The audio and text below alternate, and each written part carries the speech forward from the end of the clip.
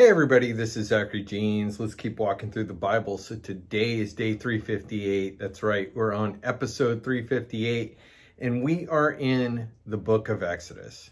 We're working our way through the book of Exodus, and now we are going to enter a section of laws. Roughly 3 chapters. It's not purely all do this, don't do that. There is some commentary in there. We're going to read it. Again, as we enter into some of these more lengthy lists that would include genealogies, although this doesn't include a genealogy, but these kinds of writings, and because we aren't doing a verse-by-verse study, I won't be going through necessarily every line. However, we will acknowledge the content in the chapter. I may pull out a verse to talk about, so just give you a heads up. First of all, one thing you can do is stop this recording and take a minute. Go read the chapters. I believe my intention is to get through chapter 21, chapter 22, and chapter 23. Okay. So if you want to go refresh your memory about what these chapters are covering, go do so. Go take a minute, just read through it, or you can put it on an audiobook. If you go to esv.org and download the Bible app there onto your phone or your computer, there is an audio button. And if you click that audio button, there is an actual author, a voice actor, that will read the Bible to you. It's not a computer-generated voice, it's a real person. So you could listen to this passage. So again, take a minute, get familiar with the text, come on back. So if you are back and you are ready to roll with me, or you don't need to read the text, let's stop, let's pray. Lord, I love you. God, you never cease to amaze me, and I love, God, your word and how it opens up, even hundreds, and in this case, thousands of years later.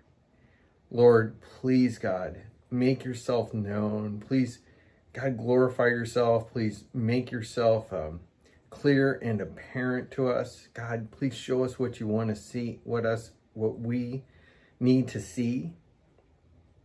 Help us see, God, things in our lives that are applicable. Help us see what's not applicable here. God, I know that these laws were written for them in this time, and yet there's truth in them that continues on to this day. So God, I just lay this at your feet and just ask for your blessing, Jesus. It's in your name we pray. Amen.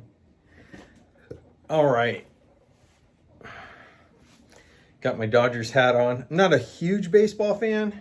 I've been casually following the Dodgers now for, I don't know, probably about eight years.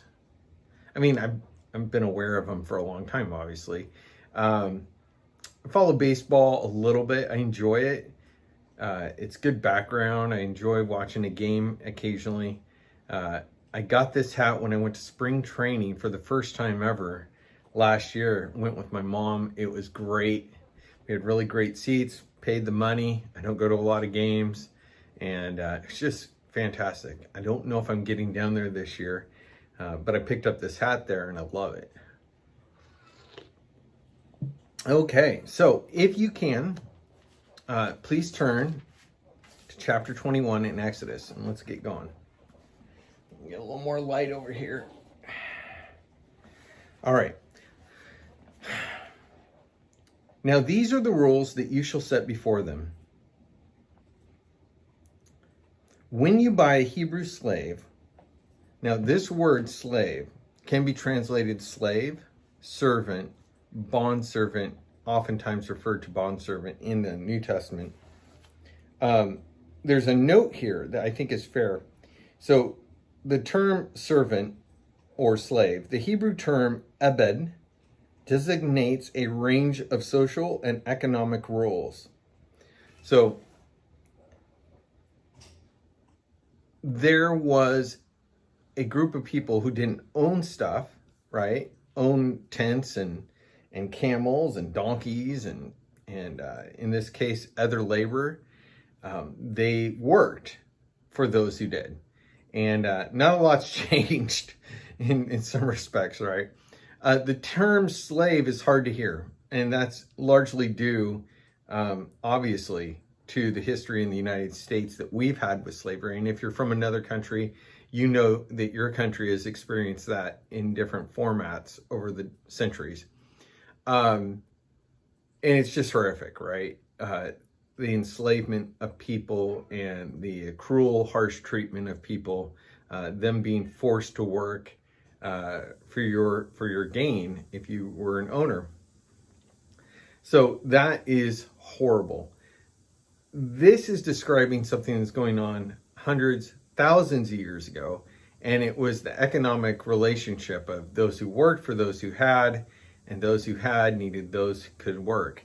So yeah, it's still pretty ugly, but it was more of like it was more of an economic system and how people got jobs. It's not like you just go down in the employment office or a job center and go, hey, I've got some skills, I don't have skills, I need a job. And they're like, hey, let's talk to people, and you can try this out, you can go work at a factory, you can go work at fast food, whatever. It wasn't like that. It was like, if you want to live, you can't just go roaming around in the countryside. You actually need something to do, and something to do with someone. And oftentimes you're born into a family and you had a life. Now, there is some mobility that will be described here in this chapter. And we're going to get into that. So this is in the case of a Hebrew, that is a Jewish person, born into service in a family, or acquired and put into service. Okay? So when you buy a Hebrew slave or servant, he shall serve 6 years, and in the 7th he shall go out free. Okay? Now mind this number, 7 years. Okay? If he comes in single, he shall go out single. If he comes in married, then his wife shall go out with him. So anything that you had gained during your time, in terms of marriage, relationship, that's not yours to take with you. But if you came in married and you earn your right to leave after 7 years, or in the 7th year, then you can also go out with your wife. If his master gives him a wife, and she bears him sons or daughters, the wife and her children shall be her master's, and he shall go out alone. But if the slave or servant plainly says, I love my master, my wife, and my children, I will not go out free, then his master shall bring him to God, and he shall bring him to the door or the doorpost, and his master shall bore his ear with an awl, and he shall be his slave or servant forever. This is the concept of the bond servant. Okay? So this is when somebody who has served the duration, the term, their indenturedness to that family, then that person has a right to then say, you know what? Though I can leave, I want to stay. Out of love, I want to stay. And this concept of that we are servants of either God or Satan comes up in Romans. It comes up in many places in the New Testament. Our sense of freedom is a sense of who we can serve. And the Bible says you either serve the Lord or you don't serve the Lord. You're serving the evil one. And you're like, I don't know the Lord. I don't serve the Lord. I'm definitely not serving Satan. And I would say, well, the Bible is pretty clear that Satan works in mysterious ways. The Lord works in mysterious ways. The enemy works in mysterious ways. And he is deceptive, and you may not know how and where and why you are serving, in fact, the enemy. But the Bible says it's either or. And that's pretty creepy when you start thinking about it.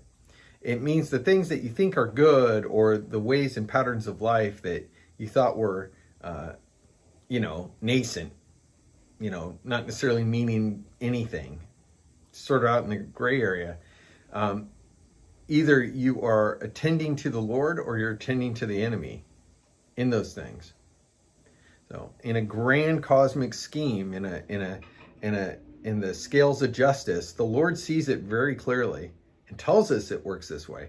And as a bondservant, this image here will be carried forward all the way into the era of the church, in the time in which you can apply yourself out of love, coming out of a period of slavery to the enemy. You can become a bondservant to the Lord. Okay. So when a man sells his daughter as a slave, she shall not go out as the male slaves do. And you're like, that's not fair. Well, it's actually, believe it or not, it's like a protection. I know it's an ugly protection here. It sounds that way. There wasn't a lot of opportunity for women to work back in the day outside of the construct of a family, of serving a family. They're just, again, there's not like you can just go out and get a job at the grocery store. It just wasn't an option. If she does not please her master, who has designated her for himself, then he shall let her be redeemed. He shall have no right to sell her to a foreign people, since he has broken faith with her. If he designates her for his son, he shall deal with her as with a daughter. So there is no like keeping around somebody in some sort of secondary class and marrying into the family. You are elevated into the authority role, into the position within the family in terms of the manager class of people once you marry in. So you can't keep some sort of like, maybe the son finds her attractive and he's like, I just want her for a physical relationship. Yeah, marry me to her so I do that and not get stink eye from the community and from the law. But then treat her as a servant. No, there's none of that. It's like you are elevated. And so this is also kind of a amazing, liberating thing in society back then, that you could be elevated from this position into a authority role in the family. If he takes another wife to himself, he shall not diminish her food, her clothing, or her material rights. And if he does not do these three things for her, she shall go out for nothing without payment or money. And so, if in the case of being put to the side because he has another interest, the law, God's law, is going to hold him accountable, and she is going to be afforded a compensatory life to that which she had become accustomed. Some of our divorce laws actually go back to this, right? And also, should she be treated so, she has also the ability to be set free into public life. Now, again, it might be hard, but with some of these resources that she had gained from that marriage, it's entirely possible she might find herself in another marriage or in some other situation that is beneficial to her. Whoever strikes a man so that he dies shall be put to death. But if he did not lie in wait for him, but God let him fall into his hand, then I will appoint for you a place to which he may flee. And they are going to do this. You're going to see those cities of refuge. But if a man willfully attacks another to kill him by cunning, you shall take him from my altar that he may die. Accidental death, right? And intentional murder, death. Two differences. All death by the hand of a person isn't the same. Was it by an accident? Was this an act of God? Was it just happenstance, circumstance? Did it happen? Well, then to protect the person who committed that death, caused that death. We're going to allow for a safe place for them to go live so that that family, the people associated with that person who died, won't hunt them down and kill them. They'll have a city or a place of refuge. We'll look at those later. But for those that intentionally did it with cunning, they intended, well, the judgment's just, right? Whoever strikes his father or mother shall be put to death. Sounds harsh, but you start to wonder like how society would be if these laws were understood by everyone. You think of, well, that's really harsh. Think about the moment of anger or passion and somebody raising their hand against a parent, and how could you do that? And why would God say they need to die? And it's because a lot of reasons. It has a lot to do with the way God set up authority in the world and how it represents him, and honoring God, and the relationship of parent to child. It also it shows the structure by which people have peace and harmony, that we don't allow violence against the authority of our family structure. And when you have that warning, like, hey, you cannot do this, and if you do, you're done. Well, think about that. Think about all the YouTube videos you can watch, the body police cams being called in on domestic violence. That goes away, right? They're showing up, take them away, and in general, the population goes, yeah. Everyone goes, you can't do that. And everyone's taught that. Whoever steals a man and sells him, and anyone found in possession of him shall be put to death. Okay?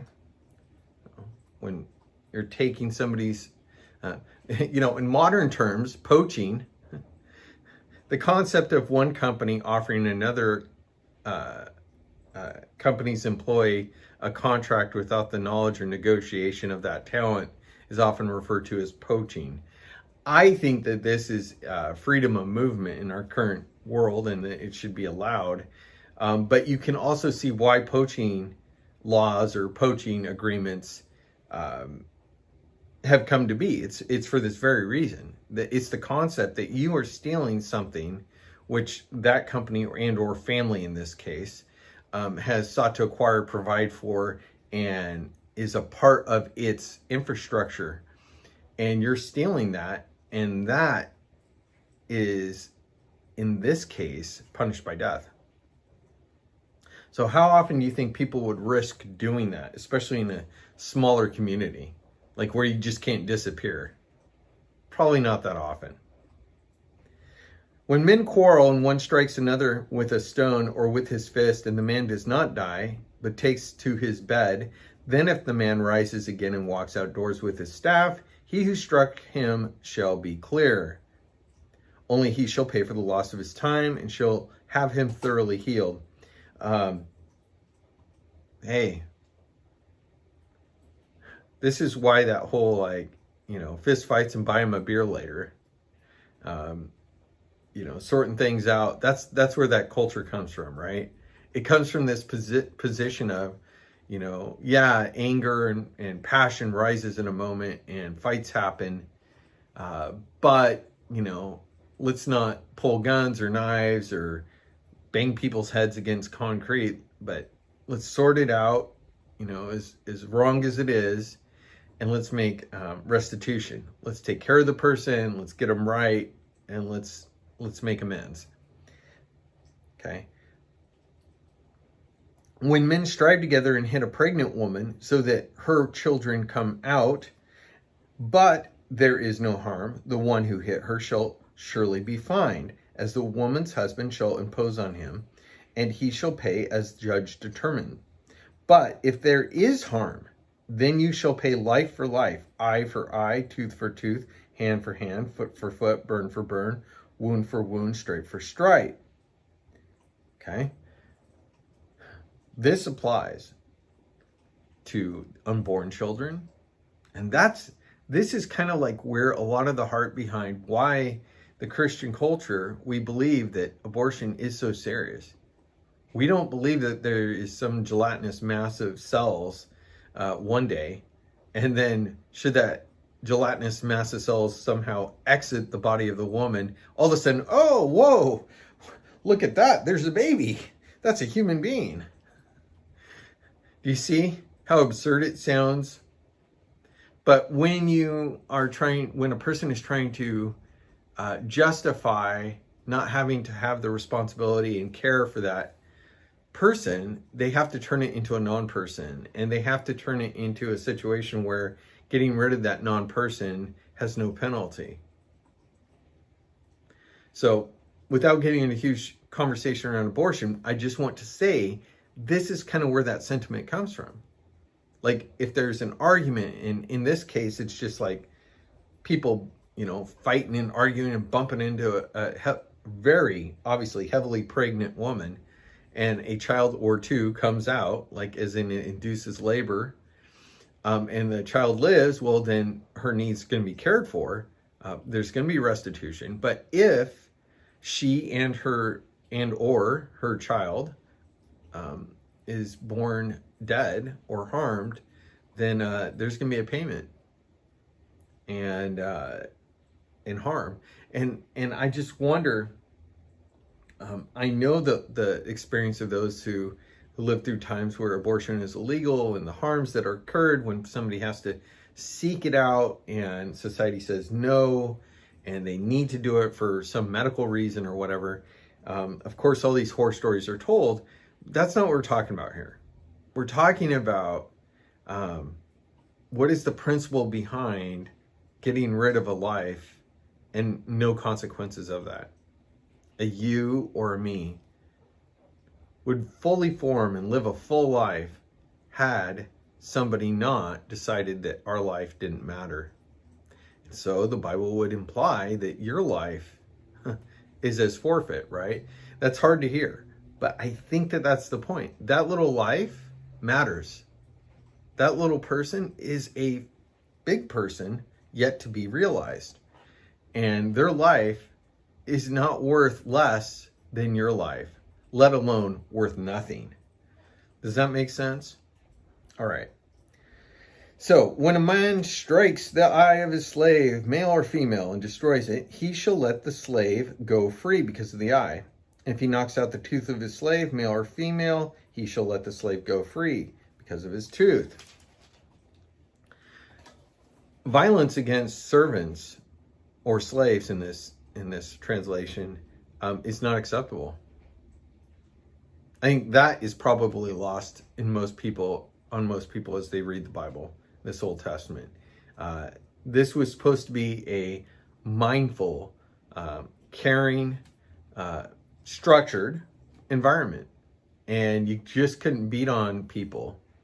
And if you did so, you gave up your right to have their employment. When an ox gores a man or a woman to death, the ox shall be stoned, and its flesh shall not be eaten. But the owner of the ox shall not be liable. But if the ox has been accustomed to gore in the past, and its owner has been warned, but has not kept it in, and it kills a man or a woman, the ox shall be stoned, and its owner shall also be put to death.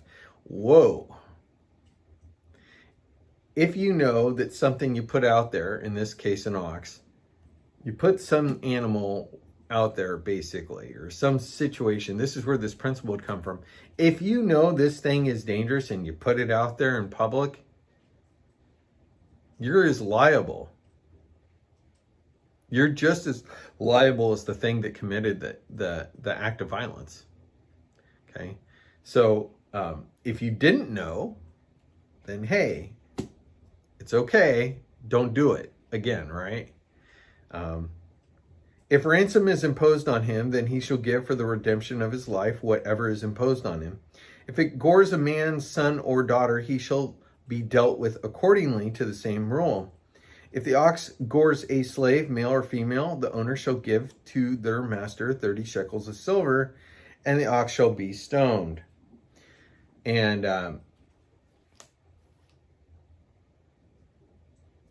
You go, well, that doesn't make sense. Like, why are we paying just silver? Well, again, it goes to do with the property, and this is kind of the ugly side of this societal structure.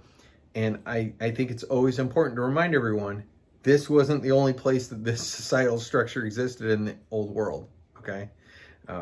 It was pervasive across many cultures. When a man opens a pit, or when a man digs a pit and does not cover it, and an ox or donkey falls into it, the owner of the pit shall make restoration. He shall give money to its owner, and the dead beast shall be his. But when one man's ox butts another's so that it dies, they shall sell the live ox and share its price. And the dead beast also they shall share. Or if it is known that the ox has been accustomed to gore in the past, and its owner has not kept it in, he shall repay ox for ox, the dead beast shall be his. You got to sort it out, split it up, make it right. But if you know that your beast going out has already done wrong before, well, you kind of forfeit, right? If a man steals an ox, chapter 22, verse 1, an ox or a sheep and kills it or sells it, he shall repay 5 oxen for an ox and 4 sheep for a sheep. If a thief is found breaking in and is struck so that he dies, there shall be no blood guilt for him. But the sun has risen on him, there shall be blood guilt for him. He shall surely pay if he has nothing. Then he shall be sold for his theft. If the stolen beast is found alive in his possession, whether it is an ox or donkey or a sheep, he shall pay double. So, look, this comes down to, do you have the right to defend your home from a thief? And our right to defend our homes is inherent in our justice code in the United States. It has been very much eaten away at in different states. But there are stand your ground laws that are found basically in this little passage here. This is where that concept comes from in our modern law. You have the right to defend yourself. You have the right, even unto death of the other, to the thief, to defend yourself. But again, you got to be careful, because also the concept of murder is there, in that you can't say entrap someone into stealing something and then commit the act of murder. That would be entrapment. That would be you were aware of the person coming in. In fact, in this scenario I laid out, you lured them in and then you killed them. And to this end, many layers of our society have to deal with this concept. Not to mention law enforcement, right? So it's not fair in any sense for a law enforcement to entrap people and then to lure them in and to foment the exercise of a crime and then go, gotcha. I think honestly that's wrong. There's a difference between simply putting bait out, right? And then being the one who foments the whole crime and then invites others into it. See what I mean? Like, and that is a very tough line for law enforcement and for nonprofit groups who are attempting to stop crimes, especially crimes against children, human trafficking. They have to be careful not to commit the crime itself, to entrap the person and then say, gotcha. That said, I think it's wrong to not go after those people who are committing those crimes. So you got to put the bait out there. But this is where that whole stand your ground, the castle laws, the idea that your home, you have the right to defend your home, and even in up to the taking of life. If a man causes a field or vineyard to be grazed over, or lets his beast loose and it feeds in another man's field, he shall make restitution from the best of his own field and in his own vineyard. If fire breaks out and catches in thorns so that its stacked grain or the standing grain of the field is consumed, he who started the fire shall make full restitution. You know, I think of those kids who were out in the forest joking around, hiking down the trail out here in the gorge. This is a few years ago. And the kid, as far as we allegedly understand the story, he's a teenager, he's with some friends, and they're just having a good time, and it's dry and it's hot and it's a beautiful day, and one of them has like a firework, and he lights it and throws it down into the stream, right, thinking it'll go in the water, it'll make a lot of smoke and, you know, underneath the water and whatever, but it catches fire, and it led to one of the biggest fires that this whole area has seen in a long time, right? It's the Eagle Creek fire, and just burned up so much forest. And people are like wanting blood for this. They wanted restitution from this kid. And it's like, this kid could never in an entire lifetime, even if he was like a multi-millionaire successful person, which of course he's not going to be because of this error in life that he's already made, he's not going to be able to repay for the destruction of those woods just in a careless act, right? But the concept of going out into somebody's farm field and setting it ablaze, lighting somebody's crop on fire, blowing up somebody's chicken farm, you see a lot of that stuff going on right now. And I got to tell you, I think that people have been investigating that stuff. And I'll tell you why, because you saw waves of it. For never did we ever see meat factories going up in smoke, and we didn't see like farms all of a sudden catching fire, and, you know, big giant granaries and processing plants. But boy, didn't we see a lot of that over the last couple of years. And it wasn't happening consistently, right? It would just happen in like a big batch of them. Train derailments, things like that. And you just got to go, well, look, clearly somebody is behind that. I mean, this is not accidental. None of the statistical data would suggest that it was accidental. And so I see it tamped down in the news stories. So clearly those things are being investigated, and there will be restoration, right? There will be prosecution. And here we are hundreds and hundreds and hundreds of years ago, and these concepts were being established, right, in the law. And our laws in the United States, our Constitution, is largely built on these principles. So, if a man gives to his neighbor money or goods to keep safe, and it is stolen from the man's house, then if the thief is found, he shall pay double. If the thief is not found, the owner of the house shall come near to God to show whether or not he has put his hand to his neighbor's property. For every breach of trust, whether it's an ox or a donkey or a sheep or a cloak or any kind of lost thing, of which one says, this is it. The case of both parties shall come before God. The one whom God condemns shall pay double to his neighbor. If a man gives to his neighbor a donkey or an ox or a sheep or beast to keep safe, and it dies or is injured or is driven away without anyone seeing it, an oath by the Lord shall be between them both to see whether or not he has put his hand to his neighbor's property. The owner shall accept the oath, and he shall not make restitution. But if it is stolen from him, he shall make restitution to his owner. If it is torn by beasts, let him bring it as evidence. He shall not make restitution for what has been torn. So this is whole thing where God gets involved. You know, I swear on the Bible, I make an oath before the Lord, that sort of thing. That is where that comes from. This idea that, like, before God, I am testifying. God is my witness, right? That's where this comes from. If a man borrows anything of his neighbor and it's injured or dies, the owner not being with it, he shall make full restitution. If the owner was with it, he shall not make restitution. If it was hired, it came for its hiring fee.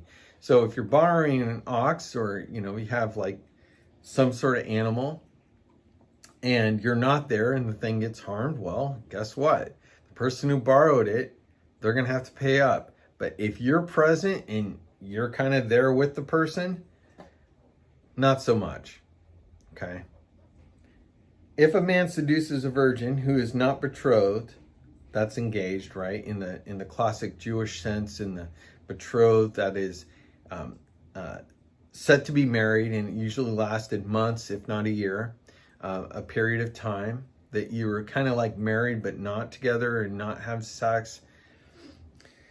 Not betrothed and lies with her, he shall give the bride price for her and make her his wife. You got to honor her. If her father utterly refuses to give her to him, he shall pay money equal to the bride price for virgins. It's up to dad whether or not you get to marry the gal in this society. Sounds harsh. Couples don't like that. Our society doesn't get married anymore anyway. Not like we used to, right? So in this case, though, the dad, the head of the household, is looking out for the daughter and going, you know what? Dude, I don't trust you, right? This is where the dad has the guy come in and sit down, and he's got the TV on, and he's got a shotgun over his lap, this old image that we have from our society, and has this stern talking to the young fellow, you know, you treat my daughter right, that sort of thing. And he reads the guy and sees whether or not he trusts him or not. If he trusts him, then he gets to continue to be with his daughter and get married. If not, dude, you ain't coming in. You ain't allowed in the house. So there's very much about, in modern society, how we go and ask for the dad's permission to marry the daughter. I did that with my wife. I didn't know Heather's dad that well at all. He was around camp and stuff. He lived in the area, and he'd come out and do some work, help out. Heather worked full time there. I was volunteering. And when I went to ask Heather to marry me, before I did so, I went and I talked to her dad, and we hung out. We spent some time at his apartment. We prayed. I got down on my knees at his place, and I just prayed to the Lord, and he prayed, and he had peace, and he gave me his blessing. Now, technically in our society, do you need that in order to get married? No, you don't. But man, there's just something here, right, about honoring, even in a family where dad isn't necessarily a good guy, having that conversation. I think that there's a blessing in it. From this, right? You shall not permit a sorceress to live. Oh, that's hardcore, right? Death to witches. So that's where our society in America went really sideways. The Salem witch trials and all kinds of stuff. The flip side of that is it assumed, well, one of the assumptions is that they weren't really witches, and that was an assault on feminism.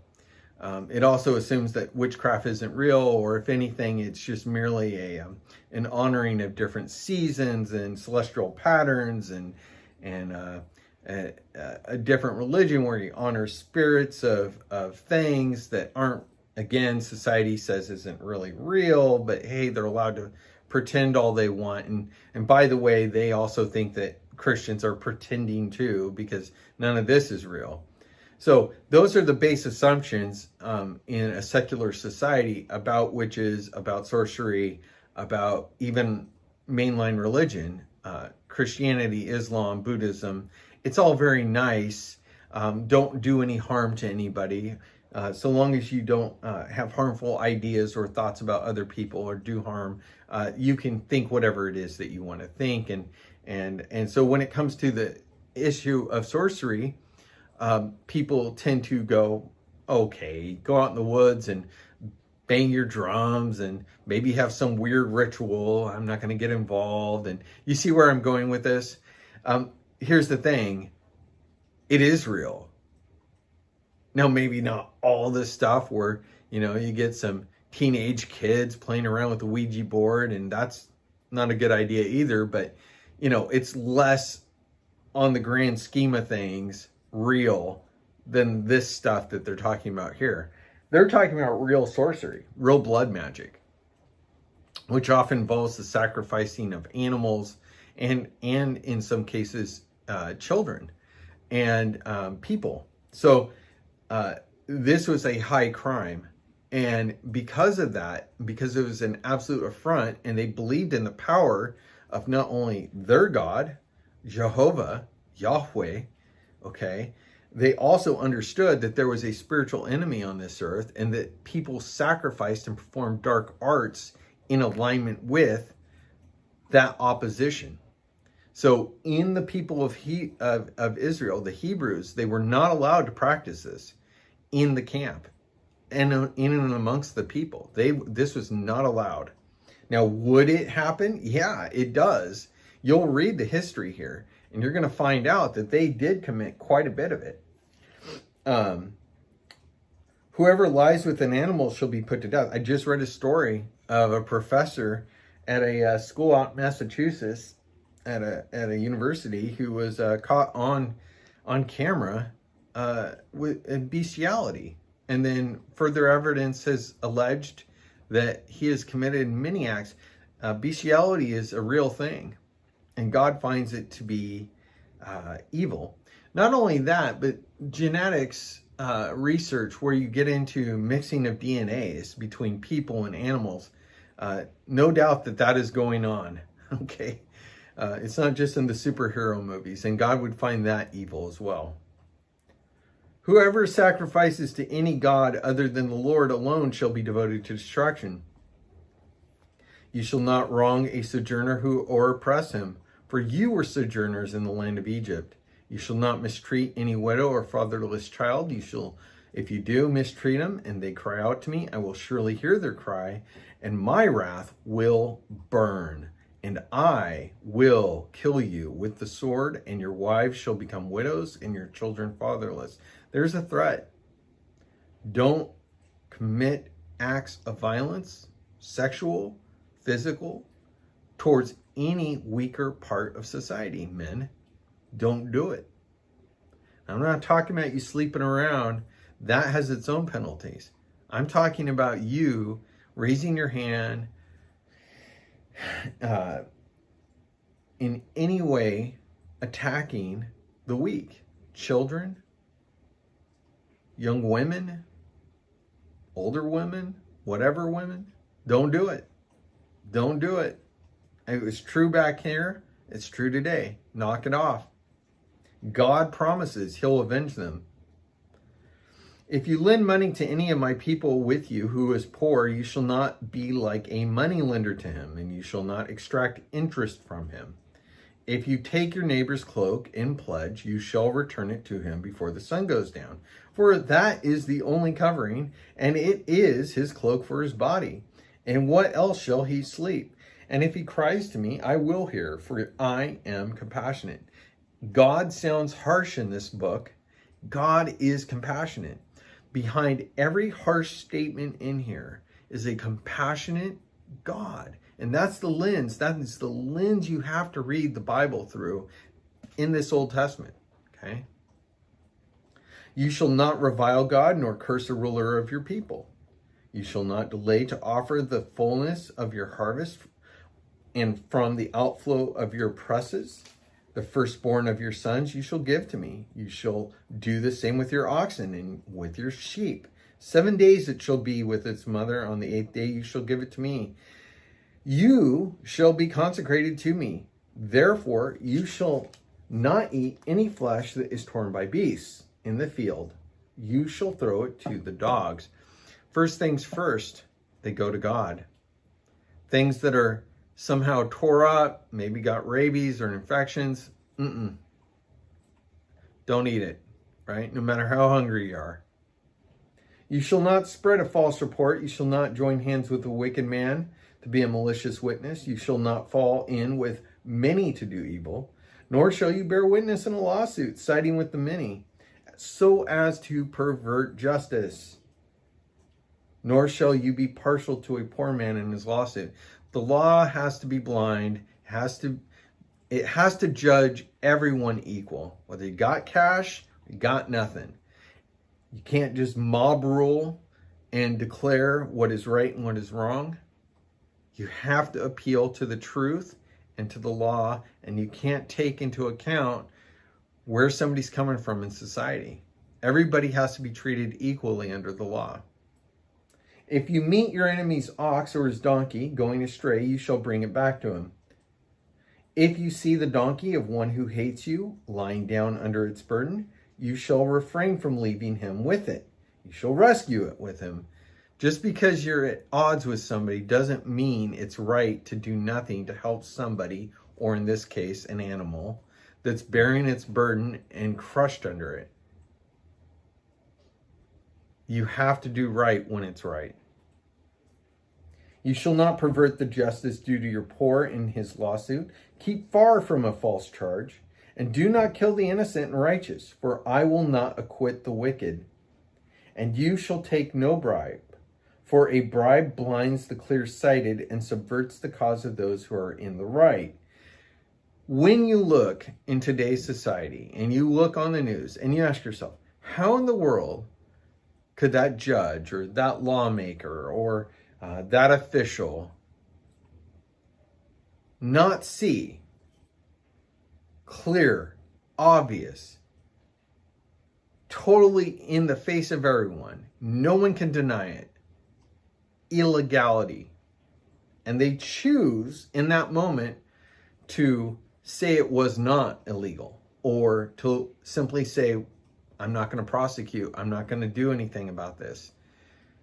You can almost be assured that they are being bribed, and or the opposite side or the flip side of a bribe is blackmailed, right? They're being bribed with security of their errors and crimes not being publicized, right? They're taking that bribe. You shall not oppress a sojourner. You know the heart of a sojourner, for you are sojourners in the land of Egypt. So when somebody comes around that's had a hard time and they're in your space and they're fleeing that political oppression, you can't treat them poorly, because guess what? We all came from somewhere. So that's the real nut and bolts of the difficulty when it comes to people that are say crossing our border, in the case of the United States right now, maybe you're in another country and this is occurring. We got to be careful, because there are some that are just fleeing for opportunity. There are those that are fleeing for political oppression. And in the case of political oppression, those people are seeking asylum, and they have a right to asylum in our land due to this kind of a passage. But if somebody is just simply seeking a better opportunity, then they have to apply through a different process. And there should be an opportunity to do that. Because again, we all came from somewhere, right? We weren't here first. And even the people who would go, well, the first peoples. Well, guess what? We're finding out more and more that even the first peoples weren't the first peoples. There were peoples before them, and it looks like even before them. So everyone came from somewhere, and we have to be gracious as much as possible to those fleeing from the oppression of another country. For 6 years you shall sow your land and gather its yield, but the 7th year you shall let it rest and lie fallow, that the poor of your people may eat, and what they leave the beasts of the field may eat. You shall do likewise with your vineyard and with your olive orchard. 6 days you shall do your work, but on the 7th day you shall rest, that your ox and your donkey may have rest, that the son of your servant woman and the alien may be refreshed. All work and no play makes Jack a dull boy. Look, everybody needs a break. It feels like we need to work 7 days a week sometimes. But if you're just pounding it, if you're like in a startup mode, or you work for some software company, or maybe you're just grinding away like I do, driving Lyft or something, you gotta stop. You gotta trust God. If you trust God with a day of rest, God will bless you. And make that day of rest. It doesn't have to be all day reading your Bible, okay? It doesn't have to be spent 100% in church or whatever. The point is God gave us the Sabbath. He told us that it's okay. You can rest. Take a break. God took 6 days to make everything, and then he rested. And And yeah, there are going to be periods where you grind and you work really hard. And this doesn't apply if you're like, look, if you're imprisoned and they make you work 7 days a week or whatever. Like, of course there are exceptions. But the point is, don't miss the main point. The main point is, don't work yourself to death. Take a break, honor the Lord on that day, and rest. Okay? Pay attention to all that I have said to you, and make no mention of the names of other gods, nor let it be heard on your lips. 3 times in the year you shall keep a feast to me. Okay, your 3 big feasts, right? So, 1, you shall keep the feast of unleavened bread, as I commanded you. You shall eat unleavened bread for 7 days at the appointed time in the month of Abib. For in it you came out of Egypt. None shall appear before me empty-handed.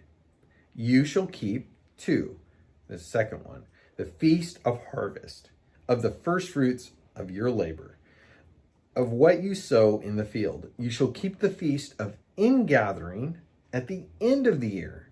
3rd, right? Ingathering. When you gather in from the field, the fruit of your labor, 3 times in the year you shall appear all your males before the Lord God. Okay, so unleavened bread. Second one is the first fruits, and then you have the ingathering at the end of the year. 3 different feasts. You shall not offer the blood of my sacrifice with anything leavened, or let the fat of my feast remain until morning. Okay, basically no mold or bacteria. But I mean, that would be the health side of this code. But the Lord also has purposes in these things. The best of the first fruits of your ground you shall bring into the house of the Lord your God. You shall not boil a young goat in its mother's milk. Now, as I understand it, and if you're Jewish by heritage, and you can correct me, but as I've studied this, you shall not boil a young goat in its mother's milk. Of course, that's horrific concept, right? The life-giving substance from a mother being used to literally cook its child. It's horrific image, right? And that's where we get the concept of kosher, as I understand it, right? That's why you don't mix, there's no mixing of meats and cheeses, right? Like at the grocery store even, they used to. They don't do it anymore because you bag your own groceries. But every now and then you'll find a checkout counter, a person who's been doing it for a long time, and they will not bag meat with your dairy. You shall not boil a young goat in its mother's milk. So this is where you get to the extremities of, well, okay, don't do that. But then just in case it'll ever be implied that we did that, let's never put meat and dairy together, right? And so now I could be totally wrong, but as I've studied it, that's where the kosher laws come from. It comes from this concept. And some of these other writings here around, how you deal with meat and unleavened bread, you don't bring it when you're doing sacrifice, all that. Behold, I send an angel before you to guard you on the way and to bring you to the place that I have prepared. Pay careful attention to him and obey his voice. Do not rebel against him, for he will not pardon your transgression, for my name is in him. Okay? So, this is a little bit interesting. It does say that we have entertained angels and didn't know it. James does. I believe that's James. Now I'm second guessing myself. Okay. In the New Testament, it says that we have, in fact, entertained angels. I feel dumb now. I know my Bible really well, and now I'm second guessing myself. Okay. But we have. And angels aren't always showing up in big, bright white robes with fire and lightning in their eyes. That's not how they show up all the time. In fact, the concept is that they show up and they embody the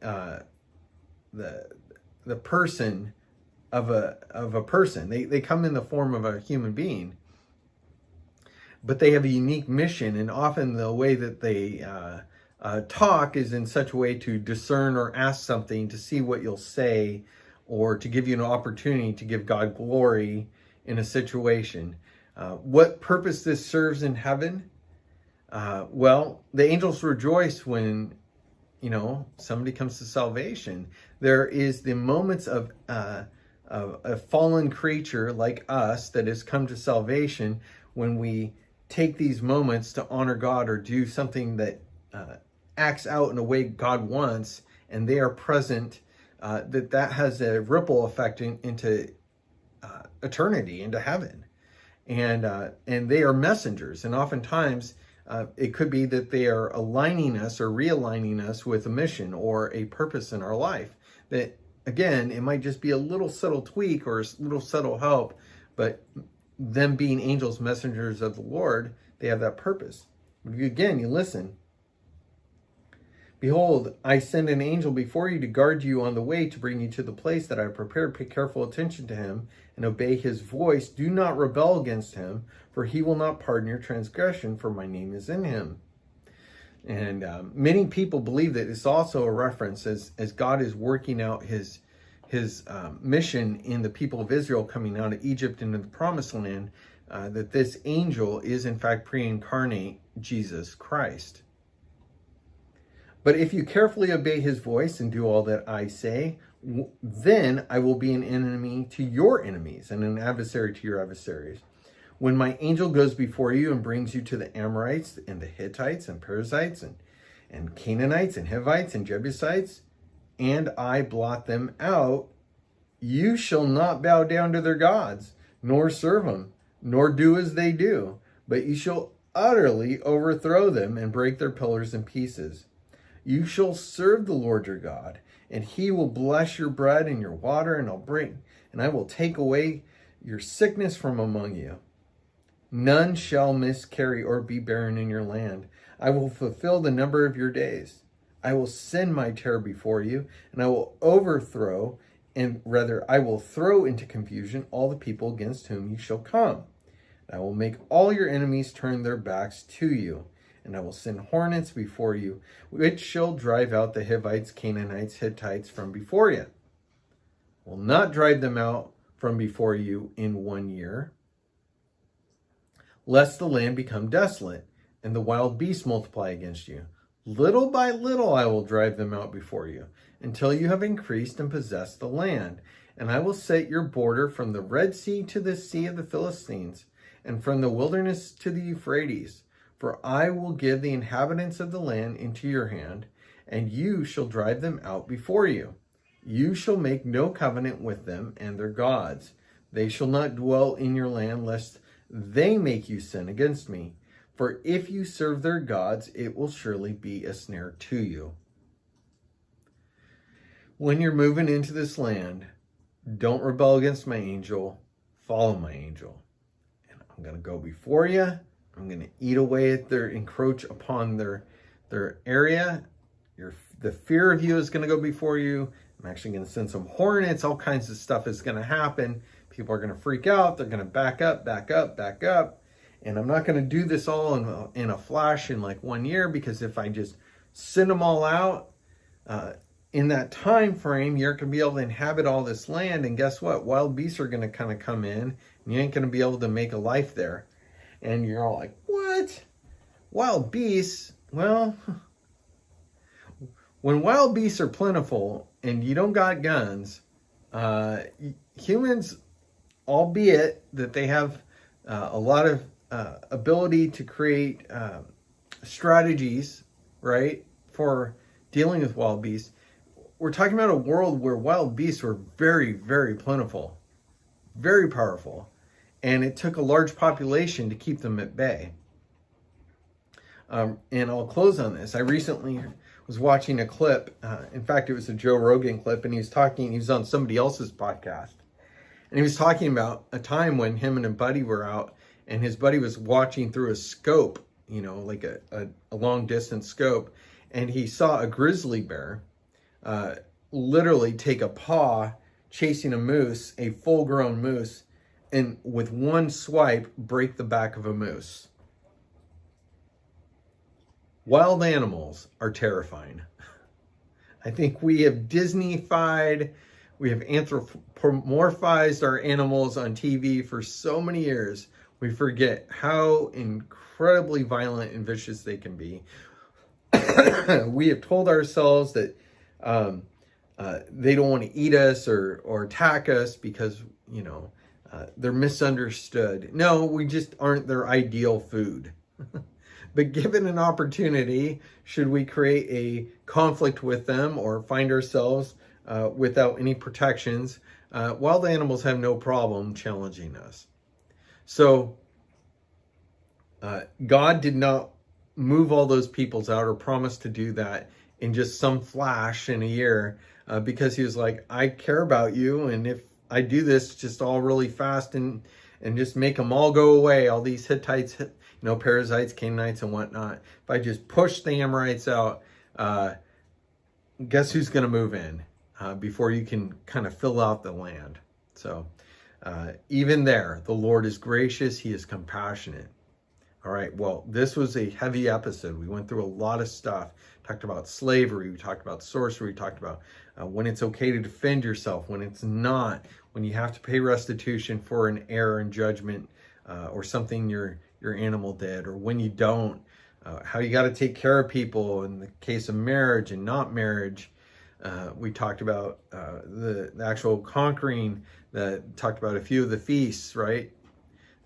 There's a lot here. And can you see, and I tried to take time in explaining how, at least I understand and have studied, how even in our American law, and perhaps if you're in another country, your laws, you can see how they derive from these divine laws that were given to the people of Israel. And no, we don't keep these laws. These laws are not for us. These laws were for the people of Israel coming out of Egypt, establishing their country in the land of the Canaanites. And this was done like 1400 years before Jesus came around. So these laws are not our laws. And so when we try to take those laws and just blanket put them on top of our society, it's not fair to those who live here, because not everybody abides in them. And also they aren't our laws, but there are principles of truth in them. Okay. There are really valid principles of truth, and I hope you can see that. All right. Hey, till next time, day 359. Keep walking. God bless you. Bye-bye.